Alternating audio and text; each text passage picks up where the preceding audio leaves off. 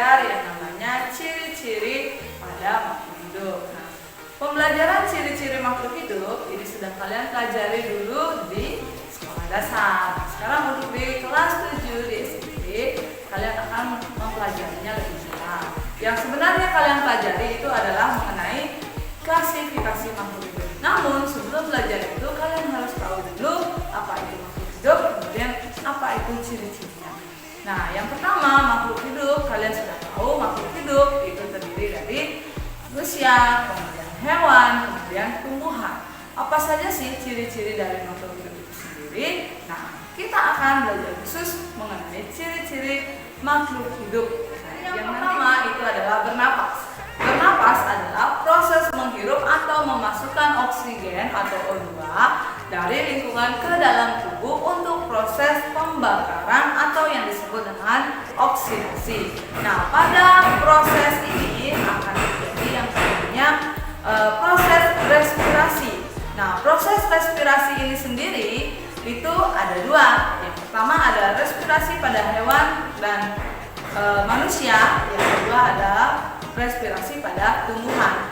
Untuk respirasi pada hewan dan manusia itu biasanya dibantu oleh yang namanya organ paru-paru. Sedangkan untuk respirasi pada tumbuhan itu nantinya akan dibantu oleh yang namanya stomata. Nah, bergerak adalah proses berpindahnya suatu benda dari posisi awal ke posisi akhir.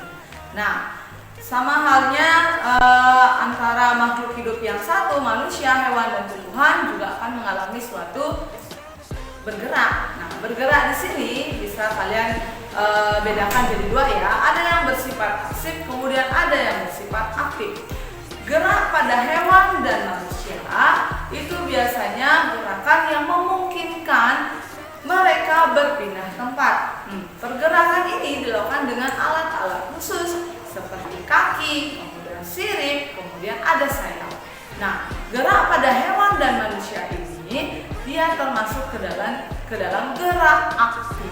Nah, sedangkan gerak pada tumbuhan itu adalah gerak yang dimana dilakukan oleh bagian-bagian tumbuhan tertentu. Nah, gerak pada tumbuhan ini nantinya digolongkan ke dalam gerak pasif. Ciri yang ketiga itu adalah menanggapi rangsangan atau peka terhadap rangsang yang biasa kalian sebut dengan iritabilitas. Nah, iritabilitas di sini juga sama. Yang pertama ada iritabilitas pada hewan dan manusia, di mana hewan dan manusia itu peka terhadap rangsangan, di mana rangsangannya itu bisa berasal dari dalam tubuh, misalnya seperti adanya rasa lapar, kemudian adanya rasa haus, kemudian ada nyeri, kemudian senang dan sedih. Bisa juga itu rangsangannya dari luar, misalnya ketika kena senggolan ataupun disentuh. Nah, di sana saraf-saraf akan mengalami yang namanya tanggapan alias menerima suatu rangsangan. Biasanya ini rangsangan diperantarai oleh yang namanya panca indera untuk hewan dan manusia. Sedangkan iritabilitas pada tumbuhan, nah walaupun tumbuhan tidak memiliki yang namanya syaraf, tumbuhan memiliki kepekaan terhadap rangsang. Seperti rangsangan pada cahaya, kemudian air, kemudian sentuhan tertentu. Contohnya, tumbuhan putri malu ketika dia disentuh akan mengaktifkan daunnya. Oke, ciri yang selanjutnya itu adalah berkembang biak atau reproduksi, di mana berkembang biak ini adalah bertambah banyaknya suatu makhluk hidup.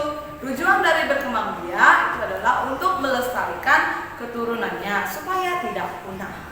Nah, perkembangbiakan sendiri nanti ada dua. Yang pertama ada perkembangbiakan secara generatif atau perkembangbiakan secara kawin. Kemudian yang kedua ada perkembangbiakan secara vegetatif atau perkembangbiakan secara tidak kawin. Yang pertama itu perkembangbiakan secara generatif, di mana perkembangbiakan secara generatif ini merupakan perkembangbiakan dengan dua induk melalui perkawinan, yaitu meleburnya sel kelamin jantan dan sel kelamin betina. Sedangkan perkembangbiakan secara vegetatif, di mana satu induk tanpa melalui perkawinan. Nah, individu baru atau anakan berkembang dari tubuh induknya melalui tunas ataupun bisa membelah. Ciri selanjutnya itu ada makan. Makan itu adalah proses memasukkan zat yang diperlukan oleh tubuh melalui alat pencernaan. Sama halnya kalau juga yang namanya minum ya, makan dan minum.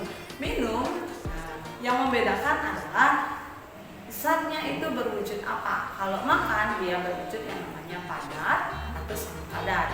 Sedangkan kalau misalnya minum itu memasukkan zatnya berupa zat cair ke dalam tubuh manusia, hewan maupun tumbuhan. Nah, tumbuhan memerlukan makanan, memerlukan minuman untuk mempercepat yang namanya pertumbuhan serta pembentukan bunga dan buah. Sedangkan pada hewan dan manusia itu makan dan minum bertujuan untuk memenuhi kebutuhan makanan manusia dan hewan.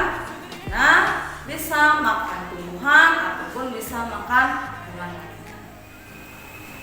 Ciri selanjutnya itu ada tumbuh dan berkembang. Nah, apa itu tumbuh dan apa itu berkembang? Tumbuh itu adalah proses pertambahan volume makhluk hidup karena jumlah dan ukuran selnya bertambah. Sedangkan berkembang itu adalah proses pertumbuhan menuju dewasa yang ditandai mulai berfungsinya organ reproduksi. Contohnya, kalau mengalami pertumbuhan itu biasanya dari pendek, dari kecil. Misalnya bayi itu kecil, pendek, ketika seiring berjalannya waktu mengalami suatu pertumbuhan menjadi lebih tinggi. Nah, berat badan juga sama. Berat badan mungkin dulu berat badannya ketika kecil, masih dibilang 15 kg, ketika seiring berjalannya waktu berat badan juga akan bertambah. Sedangkan berkembang, misalnya dulu waktu kecil, waktu bayi kalian masih bisa merangkak, baru bisa merangkak. Nah, seiring berjalannya waktu kalian mulai mengalami suatu perkembangan, sudah bisa yang namanya berjalan, kemudian sudah bisa yang namanya berlari. Makan pun juga sama. Dulu ketika masih bayi kalian masih minum ASI saja, masih minum yang namanya susu. Nah, ketika seiring berjalannya waktu, kalian mulai mengkonsumsi berbagai jenis makanan sehat.